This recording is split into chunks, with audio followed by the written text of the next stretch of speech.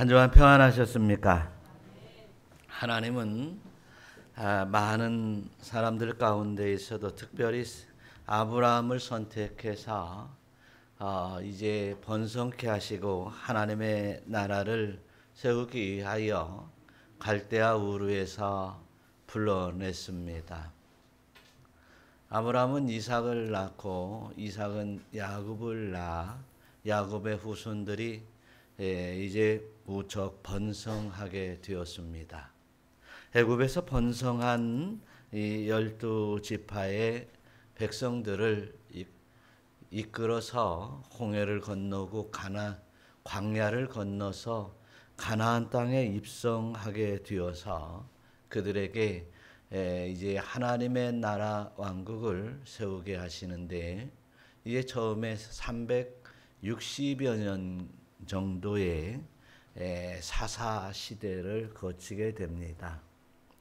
이스라엘 백성들은 왕이 없기에 이렇게 외세의 침략과 그리고 힘이 없는 나라를 애통하면서 하나님 앞에 왕을 달라고 했습니다. 그래서 이제 선지자였던 사무엘을 통해서 하나님께서 이제 왕을 이제 세우게 되는데, 이제 사무엘은 미스바로 모든 백성들 12지파를 모아서 그 총회를 열게 되었습니다. 그래서 결국 제비를 뽑았는데 결국 12지파 중에 가장 약한 베냐민 지파에 뽑혔습니다. 그 제비 뽑힌 베냐민 지파 가운데 있어도 각 족속들, 각 장로들 이제 서로들 이제 뽑아 보니까 결국 이제 사울이라고 하는 청년이 뽑혔습니다. 사울이라고 하는 청년이 뽑혔을 때 처음에 사울의 모습은 참으로 흠모할 만했습니다. 그래서 사무엘은 그때 당시에 뽑힌 사울에게 너희는 여호와께서 택하신 자를 보느냐라고 말하고 있습니다.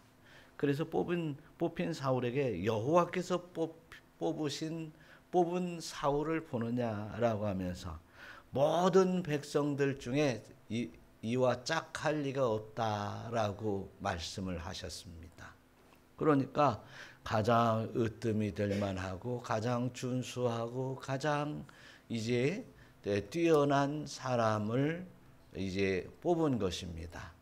제비를 뽑은 것은 물론 하나님이 택하였지만 이스라엘 백성들이 제비를 뽑아 나간 것이 바로 사울을 뽑았고, 그리고 이제 하나님의 뜻에 의해서 사무엘 선지자가 이제 사울에게 기름을 부어 왕을 세웠습니다.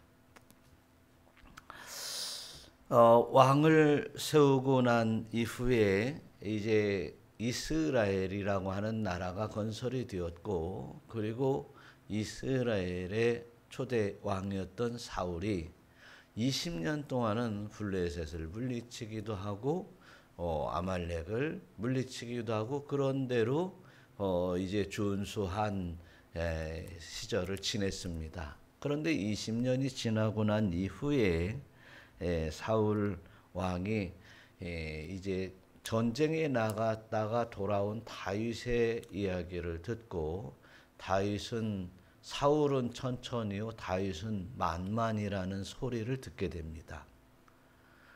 이스라엘 안에 또 다른 태양이 떠오르고 있었던 것입니다. 그리하여 결국 이 사울은 이제 다윗을 시기하고 또 질투하며 멸하기로 작정을 하고 죽이기로 작정을 하고 군사를 여러 번 보내서 죽이려고 여러 번 시도를 했습니다.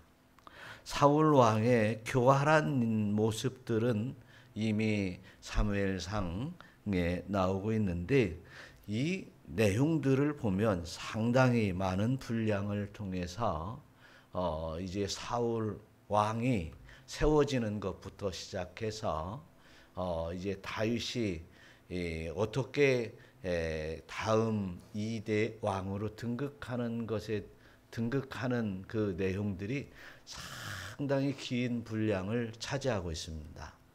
그런데 보면 어찌나 사울 왕이 그렇게 악한지, 어찌나 사울 왕의 모습들을 보면 교활한지 이를 데가 없었던 것입니다.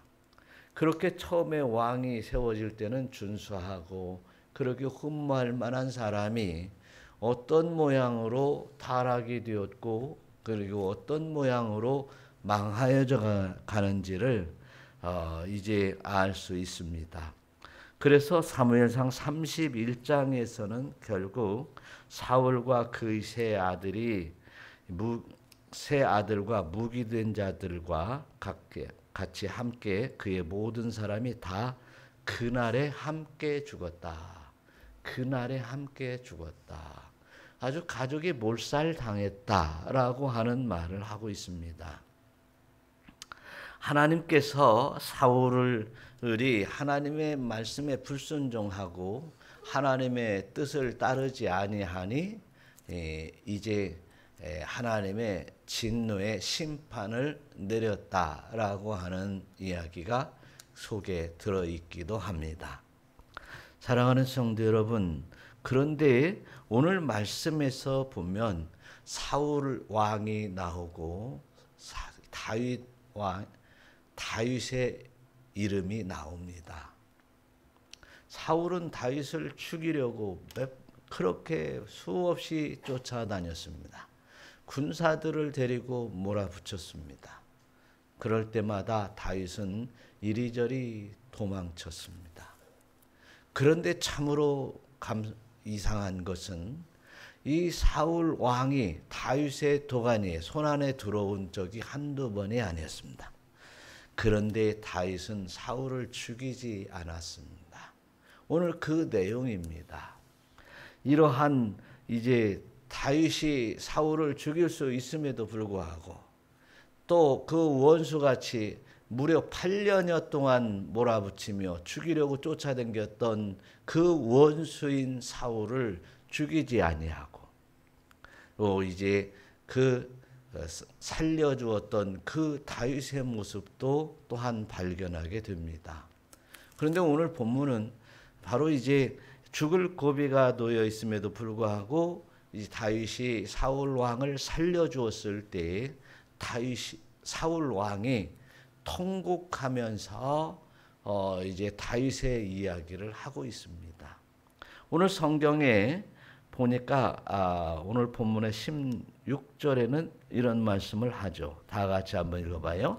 다윗이 사울에게 이같이 말하기를 마침에 사울이 이르되 내 아들 다윗아 이것이 내 목소리냐 하고 소리를 높여 울며 엔게디 광야에서 사울 왕을 살려준 이후에 나는 다윗을 죽이려고 쫓아다니는데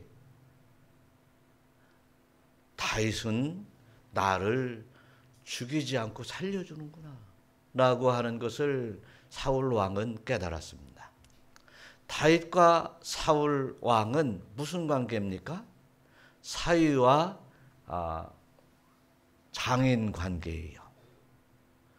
이스라엘의 왕인 사울이 다윗이 이렇게 용맹하고 건장하고 전쟁에만 내보내면 승리하니까 딸 미가를 주어서 이제 사위 삼은 다윗 아니었어요?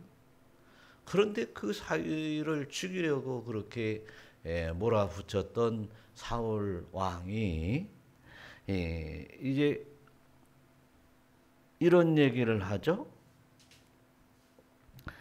소리 높여 울었다라고 하는 말을 해요. 소리 높여 울었다. 그 뒤에도 보면 나는 너를 죽이려 하는데 너는 끝까지 나를 살려주는구나 라고 하는 이야기도 하죠. 그렇습니다. 저와 여러분 사울의 모습을 오늘 여러분 봉독했고 그 사울의 이야기 모르는 사람이 없을 겁니다. 그런데 우리는 이제 우리가 예수 그리스도를 믿는 분명한 이유는 내 영혼이 사는 것입니다. 내 영혼을 살리고 그리고 다른 사람을 그 다음 살리는 것입니다. 내 영혼을 살리는 것은 바로 내 죄를 속죄받는 일 외에 다른 것이 없습니다. 모든 사람이 죄를 범하였으며 하나님의 영광에 이르지 못한다고 성경은 말씀하고 있습니다. 한 사람 아담으로 말미암아 그 들어온 죄가 모든 인간에게 죄의 저주를 받게 된 것입니다. 그래서 이 죄의 문제를 해결하지 않고는 하나님 앞에 이르지 못하고 영원한 하나님의 나라 천국에 갈 수 없다는 사실을 분명히 선포하셨습니다. 그래서 내가 구원을 받고 내가 하나님 영광에 이르기 위해 우리는 믿음, 신앙생활을 하고 있는데 우리 신앙의 표대가 흔들리면 안 돼요. 세상의 복 좀 받으려고 해봤자 이제 잠시 후에 지옥 가면 아무 소용이 없습니다. 그러나 이 영원한 천국, 하나님이 허락하신 그곳은 예수 그리스도를 믿으며 그 믿음으로 말미암아 속죄하여 내 죄의 문제를 해결하는 자만 허락된 그 영원한 땅인 줄 믿으시기를 축원합니다. 그래서 모든 사람이 죄의 심판을 면하기 위해서 죄를 씻는 회개는 우리에게 참으로 중요한 것입니다. 회개를 위해서 기도하고 먼저 하나님의 뜻을 알기 위해서 기도도 하지만 회개를 위해서 기도할 줄도 아는 여러분 되시기를 축원합니다. 그래서 기도에 딱 들어가면 먼저 내 자신을 되돌아볼 수 있는 회개가 여러분 우리 모두에게 앞서지시기를 축원합니다. 먼저 내 자신을 살피고 내가 하나님의 영광에 이를 수 있는가를 먼저 한번 깨달아 봐야 된다는 사실입니다. 회개는 이제 죄를 깨닫고 고백이 있어야 되고 그리고 회개에는 눈물이 있어야 됩니다. 뼈저린 눈물이 있어야 됩니다. 이것 때문에 내 앞길이 막혔고 이것 때문에 내가 천국길이 막혔으며 이것 때문에 내가 지옥 갈 뻔했다고 하는 이러한 간절함이 있는 자가 회개하는 것입니다. 그래서 회개와 그 회개의 고백과 눈물은 진정성이 있어야 된다는 것입니다. 세상에 악어의 눈물이라는 말이 있습니다. 악어는 이제 눈물을 뚝뚝 떨어뜨리면서 이제 운다고 하는 것입니다. 악어는 참 슬픈가 보다라고 생각해야 될 이유가 하나도 없는 것은 악어는 자기 눈이 마르는 것을 방지하기 위해서 물을 섭취하고 계속 물을 먹어서 물이 눈으로 이어가지고 내려온다는 것입니다. 눈물이 아니라 물이라는 사실입니다. 그러면서 이제 먹잇감이 나에게 다가온다고 한다면 서슴없이 그 먹잇감을 이제 집어 삼키는 동물이 악어인 것이죠. 여러분, 어떠한 상황이 되든지 간에 인정사정 없이 악어의 눈물을 흘리면서 악을 행하는 자들이 수없이 많습니다. 사랑하는 성도 여러분, 저희들이 아무리 많은 시간을 기도하고 저희들이 아무리 깊은 기도를 해서 하나님을 만나고 주님을 만났다 해도 또 아무리 이제 수건을 적셔가면서 기도하고 또 기도했다 할지라도 진정한 회개를 통해 새 사람으로 거듭나지 아니하면 아무 소용이 없다는 것을 우리는 깨달아야 될 것입니다.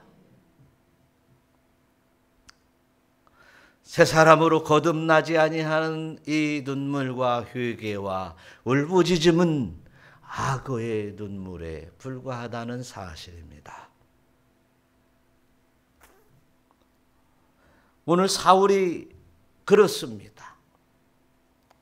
나는 너를 죽이려고 쫓아다니지만 너는 나를 이제 선대하고 의를 베풀었다라고 말하는 이 사울의 모양은 언뜻 우리가 보기에는 회개한다고 보입니다. 언뜻 우리가 느껴지기는 이제 사울이 많은 것을 깨달았다고 말하기도 합니다. 그런데 사울 왕은 계속해서 지금 24장이죠. 앞으로도 계속해서 다윗을 죽이려 쫓아다닙니다.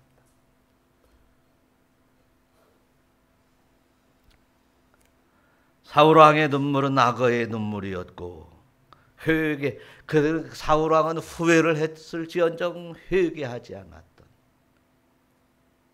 그가 깨달았을지언정 죄를 씻지 않았다는 사실을 우리는 이 말씀에서 발견하게 됩니다.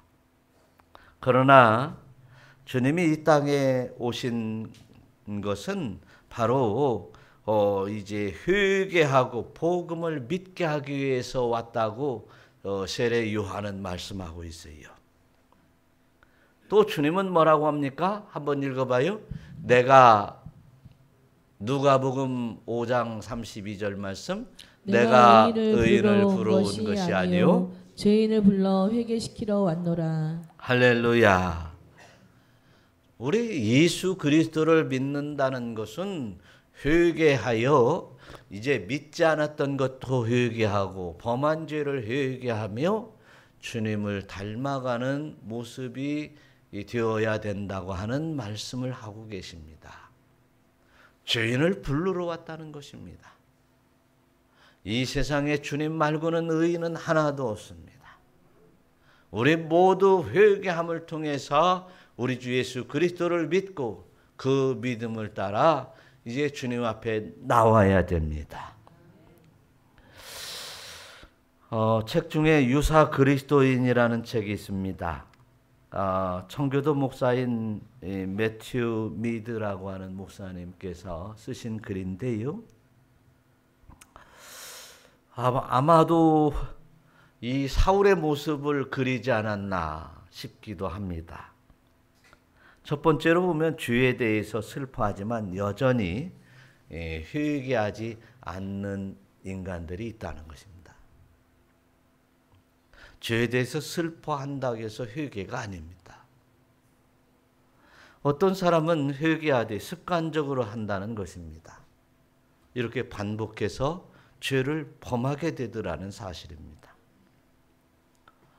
하나님과 사람에게 죄를 고백하고 회개할지라도 진정 그것이 회개가 아닐 수 있다는 사실입니다. 계속 회개하고서도 계속 반복해서 죄를 짓는다면 그것은 회개가 되지 않는다는 사실입니다. 많은 사람이 죄를 고백하지만 그것은 죄로 인해 곤경에 처해 있을 때에 그 곤경에서 빠져나오기 위한 수단으로 취급하기도 한다는 것입니다. 꼭 우리들의 속마음을 쏙 아는 것처럼 얘기하죠. 어떤 사람은 작은 죄는 고백하고 큰 죄는 숨긴다는 것입니다. 또 어떤 사람은 드러난 죄는 회개하고 드러나지 아니한 죄는 꽁꽁 숨겨놓는다는 사실입니다.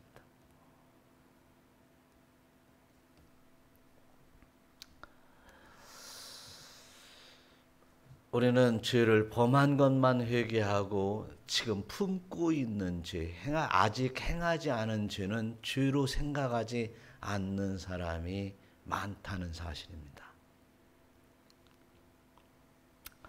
진정한 회개는 그 사람의 근본인 영혼과 육체의 행위가 변화되는 것을 말하고 있다고 말씀합니다. 또한 진정한 회개하는 사람은 내가 믿는 주님을 닮아가는 사람이라고 말합니다. 여러분, 한마디로 말해서 여기에 몇 가지 내용들을 살펴보면 이런 모습이 아직도 나에게 남아 있습니까? 우리는 회개해야 됩니다. 남아 있다면 회개해야 됩니다. 또한 내가 주님을 닮아가고 있지 않거나 또는 내 영혼과 육체의 행위가 변화되어 이제 거룩한 성도의 모습으로 날마다 변화되고 있지 않다면 우리는 변화되지 않는 모습을 바라보면서 애통해야 됩니다. 그리고 회개해야 됩니다. 이것은 참으로 중요한 것입니다. 주여 주여 한다고 해서 주님 앞에 나가는 것이 아니라 진정으로 회개하는 자만이 주님 앞에 나갈 수 있고 그 믿음의 성취를 이룰 수 있는 아름다운 그리스도인이 될 수 있다는 사실을 우리는 믿어야 될 것입니다. 성경은 수없이 회개를 말씀하고 있습니다.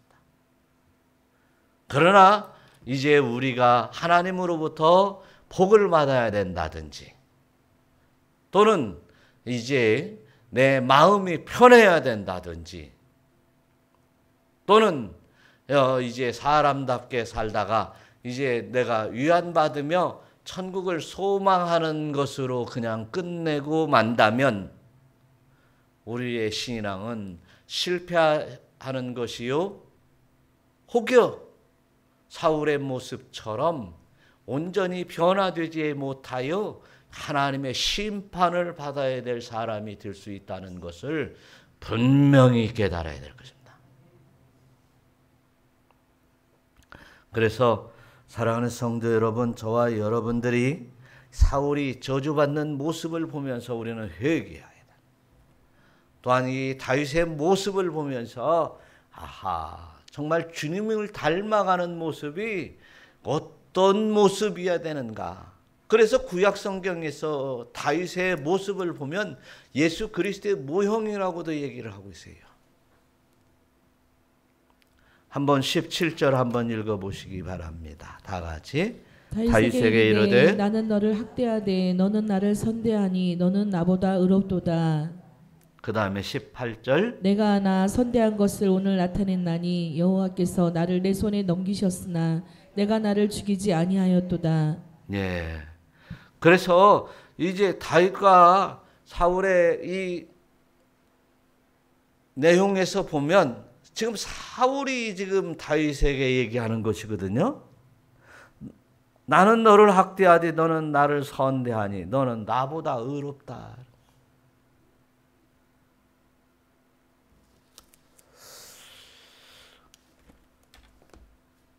의로운 사람을 보면서 나는 죄인이다 라고 후회만 해봤자 소용이 없습니다. 철저하게 회개하고 우리 주님을 닮아가는 그 의로운 의인이 되시기를 축원합니다. 예수 그리스도를 믿으면 하나님의 의롭다 칭함을 받는데 의롭다 칭함을 받은 것은 너는 완전한 의인이다 라고 선포되는 게 아닙니다. 죄인임에도 불구하고 이제 의로운 자로 인정을 해 주겠다라고 하는 이 말은 너 아직 회개할 것이 많이 있어. 회개하고 진짜 의인 되어야지. 성화되어야지. 라고 하는 선언이십니다. 그런데 내가 예수 그리스도를 믿습니다. 하나님을 믿습니다. 성령님께서 내 안에 계십니다. 라고 말하면서 나는 의롭다 인정을 받았습니다. 라고 말하면서 완전한 성화에 이르기를 힘쓰지 아니한다면 성공적인 신앙인이 될 수 없습니다.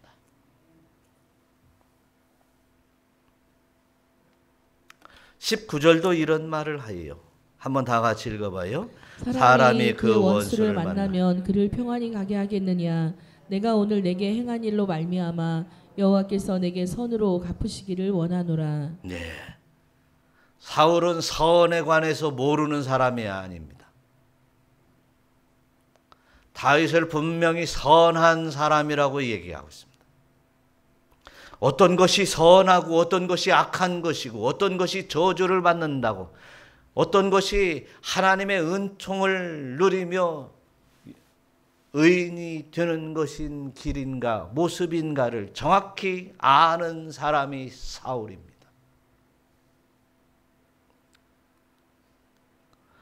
그런데 그 선을 행하기 위하여서는 상당한 어려움이 따르기 때문에 그 길을 가다가도 포기하는 사람들이 얼마나 많은지 모릅니다. 또 뿐만 아니라 그 선을 행하기에 내가 손해를 보기 때문에 그 선을 포기하는 사람들이 얼마나 많은지 모릅니다. 바로 사울은 이제 선을 알고는 있으나 또 문제가 생겼을 때 선한 것이 좋은 것임을 알고 있으나 나의 유익을 위해서 이제 그 왕위를 보존하기 위해서 악을 행하기에 서슴지 아니했던 사람이 바로 사울이었습니다. 그러나 다윗은 내가 손해를 입고 도망다니고 억울하게 이제 이곳저곳을 떠돌아다닌 세월이 8년 동안이나 그렇게 고생하면서도 악을 악으로 갚지 아니하고 악을 선으로 오히려 선으로 갚는 이러한 모습을 우리는 발견하게 됩니다. 그래서 저와 여러분들 선을 행하기에 있어 아름답게 행하는 여러분 하나님의 뜻에 따라 행하는 여러분 우리 모두가 되시기를 축원합니다. 어느 날 베드로가 예수님에게 용서에 대해서 여쭈었습니다. 형제가 나에게 죄를 범하면 몇 번이나 용서를 해줘야 됩니까? 율법에 따라 7번까지 용서해 주어야 됩니까? 라고 말하는데 예수님께서 이르시는데 뭐라고 합니까? 7번뿐만 아니라 다시 다 같이 7번뿐만 아니라 7번을 70번까지라도 할지니라. 7번을 70번까지라도 할지니라. 여기서 뭐 490번 용서하라는 게 아니라 오늘 이 말씀은 무한대로 용서하라는 것입니다. 완전 숫자의 완전수의 10배까지라고 하는 얘기는 셀 수 없는 데까지 끝까지라는 말입니다. 우리가 끝까지 용서하면서 사는 사람만이 천국에 합당한 자다 이렇게 또 이어서 말씀하십니다. 참으로 무거운 말씀입니다. 70번에 7번까지 끝까지 용서하면서 그러면서 예수님께서는 이제 그 유대인들 원수들에게 구원하러 온 그 족속에게도 까지 이 십자가에 못 박혀 죽기까지 그 끝까지 용서를 실행했던 그 행했던 분이 예수님이셨습니다.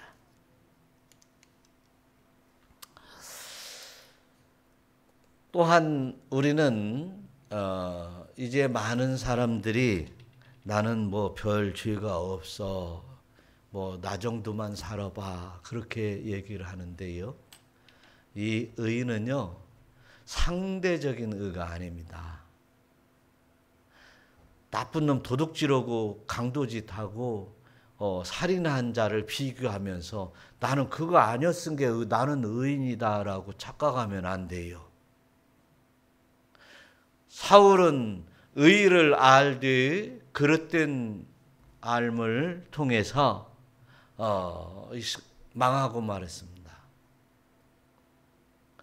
다윗과 자신 사울과 비교해서 너는 나보다 참 의인이다, 그렇게 얘기를 했어요.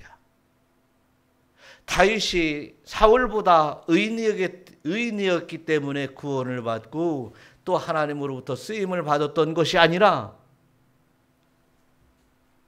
하나님이 선택하여 쓰시었기 때문에 쓰임받은 왕이었어요.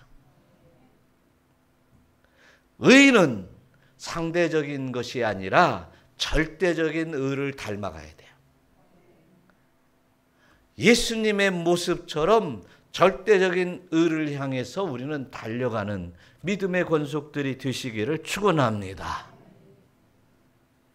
예수님의 절대적인 의의 모습이 또한 다윗의 이 모양에서도 나오고 있어요. 20절 한번 읽어봐요. 다 같이 시작. 보라, 나는 내가 반드시 왕이 될 것을 알고 이스라엘 나라가 내 손에 견고히 설 것을 아노니. 예, 반드시 왕이 될 것을 알고 이스라엘 나라가 내 손에 견고히 설 걸 안다 라고 하는 이 말들은 참으로 중요한 얘기입니다. 진정으로 우리가 가만히 생각을 해보면 사울 왕은 진짜로 잘 알았다는 얘기입니다. 하나님의 뜻을 분명히 깨닫고 그것을 느끼며 살아가는 사람이었다는 것을 분명히 말하고 있습니다. 그래서 결국 사울 왕은 이제 이런 말씀을 사무엘 선지자를 통해서 하나님의 말씀을 전달받게 돼요. 사무엘상 15장 23절의 말씀은 이런 말씀이 써 있어요. 한번 다 같이 읽어봐요. 왕이 여호와의 말씀을 버렸으므로 여호와께서 왕을 버려 왕이 되지 못하게 하셨나이다. 네, 20년을 이제 아무리 잘했다 할지라도 소용이 없습니다. 나머지 20년 잘 못하면 소용이 없습니다. 아니 39년을 잘해놓고 그리고 마지막 1년을 잘 못해도 소용이 없습니다. 끝이 아름답지 못하면 아름답지 못합니다.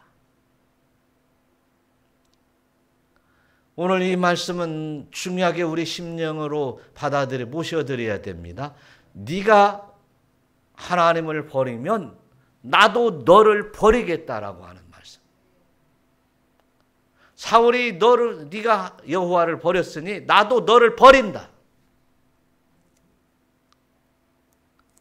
우리 주 예수 그리스도를 믿고 그 믿음에 따라 이제 회개와 또한 이제 성화를 통해서 거룩한 성도 되어 하나님의 영광에 이뤄야 될 텐데 네가 중단하면 나의 구원도 중단하겠다고 한다면 어떻게 하겠습니까? 그러기에 우리는 날마다 회개하며 주님의 모습을 닮아가기 위해서 애쓰고 힘쓰는 여러분 되시기를 축원합니다. 우리는 그 진리의 말씀을 따라서 살아가는 것이에요. 그래서 사무엘상 15장 28절에서는 네 이스라엘 나라를 왕에게서 사울 왕에게서 빼앗아서 떼어서 사울 왕보다 더 나은 왕의 이웃에게 다윗을 얘기하겠죠. 다윗에게 주겠다라고 이제 사무엘이 사울 왕에게 얘기한 적이 있습니다. 여러분, 이 하나님의 뜻은 진리입니다. 변하지 않는 것입니다. 하나님의 뜻은 이제 진리의 말씀으로 성경에 기록되어 있습니다. 그래서 성경이 진리라고 하는 것입니다. 또한 예수님께서 나를 믿는 것, 또 나를 따르는 것, 내 자신이 진리다라고 말씀을 하세요. 그래서 우리는 진리를 따르는 것은 예수님을 따르는 것과 그리고 성경의 말씀을 따르는 것이에요. 그런데 예수를 믿는다고 하면서 예수님을 따르지 아니하고, 예수님 따르는 것이 무엇이겠습니까?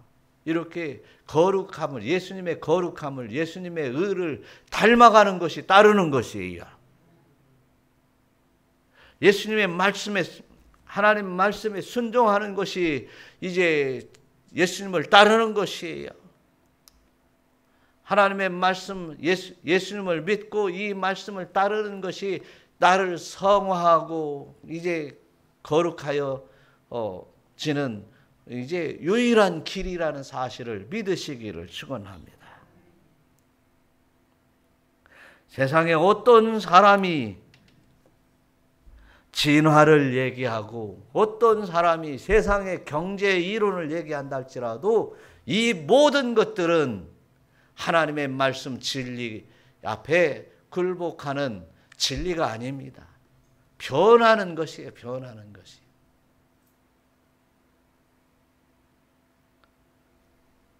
세상의 경제적인 이론을 가지고 이 돈이 조금 있고 건강하면 말이지 참 복되다고 말하지만 이 모든 것들은 이 땅 안에서만, 이 땅의 한계에서만.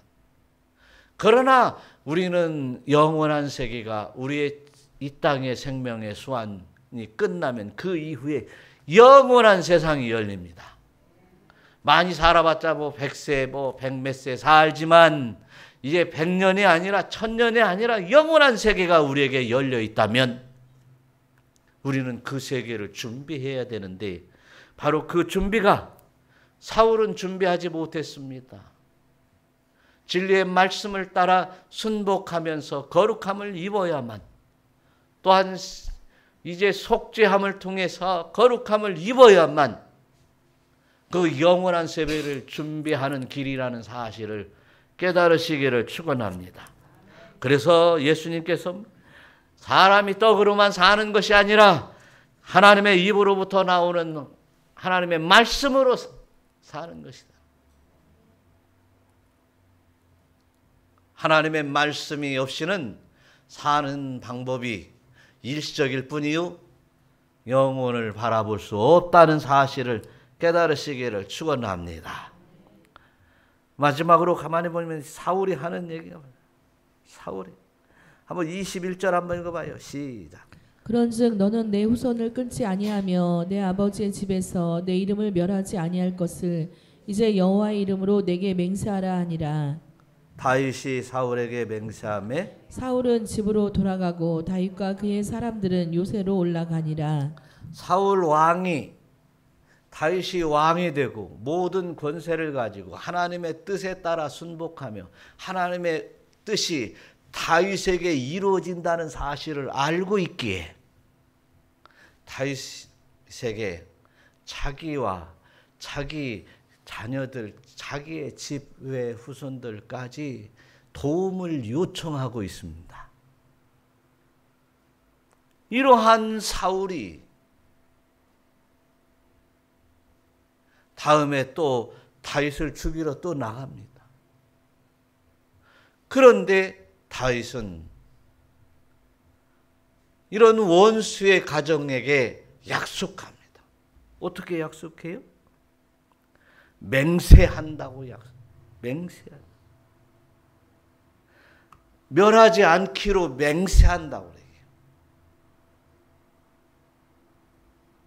그래서 결국 이 사울의 아들의 아들을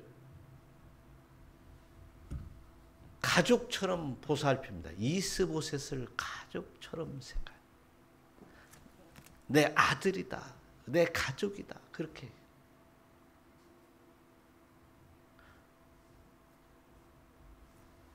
그리고 이제 사울의 아들들을 죽여야 될 필요가 없었어요.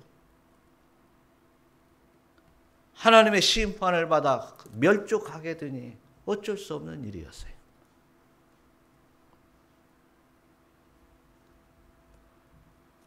그래 끝까지 용서뿐만 아니라 사랑을 베풀었던 다윗의 모습 속에서 우리는 주님의 크신 사랑을 배워야 될 줄로 믿습니다. 다윗이 도피를 시작할 때 20살 때부터 도피 시작해서 이제 30살 때까지 도피를 하게 되는데, 그 도피하다가 이스라엘 땅에서 있으면 도저히 견딜 수가 없어서 블레셋 땅으로 넘어가기도 한 적이 있습니다. 지긋지긋한 그 원수를 끝까지 사랑했던 이제 다윗의 모습을 보면서 오직 사랑으로 하나님의 의를 이루었던 사람이 바로 다윗이었습니다. 예수님은 분명히 말씀하십니다. 누가복음 6장 32절의 말씀처럼 한번 다 같이 읽어보겠어요? 너희가 만일 너희를 사랑하는 자만을 사랑하면 칭찬받을 것이 무엇이냐? 죄인들도 사랑하는 자는 사랑하느니라. 네, 사랑하는 자는 나도 얼마든지 사랑한다는 것입니다. 너희가 만일 사랑하는 자만 사랑하면 칭찬받을 것이 무엇이냐? 죄인들도 자기를 사랑하는 자는 사랑한다는 것입니다.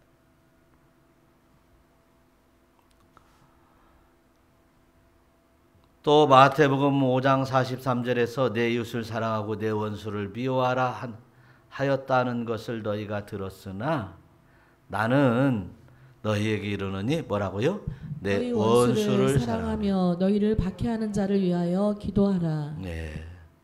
이웃은 사랑하고 원수는 미워하라는 말을 하고 있지만 우리는 그 원수까지도 사랑하라고 하는 것입니다. 주님께서요.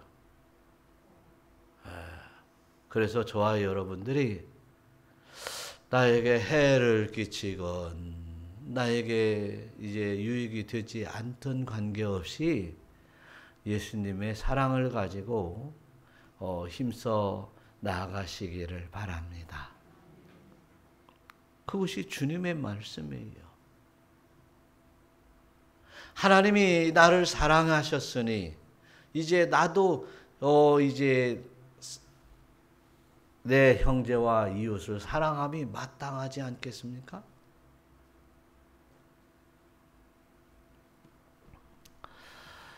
그래서 원수를 선대하고 구워줘라 라고 하는 거예요. 그리고 이제 약한 자에게도 인자하라.